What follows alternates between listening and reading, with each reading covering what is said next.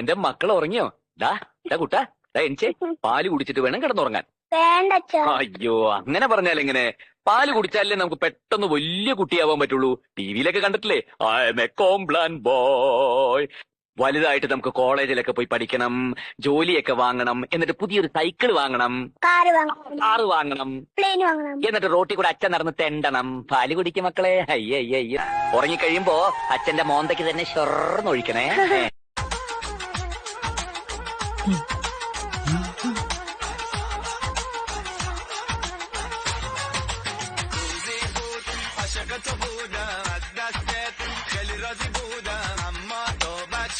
ഞാൻ നടിച്ചിരുന്നുള്ള കാര്യം അവള് മനസ്സിലാക്കിയല്ലോ. അതാണ് ആക്ടിങ്. ഞാൻ അടിച്ചത് മനസ്സിലായിട്ടില്ല, അതും ആക്ടിങ് തന്നെയാ.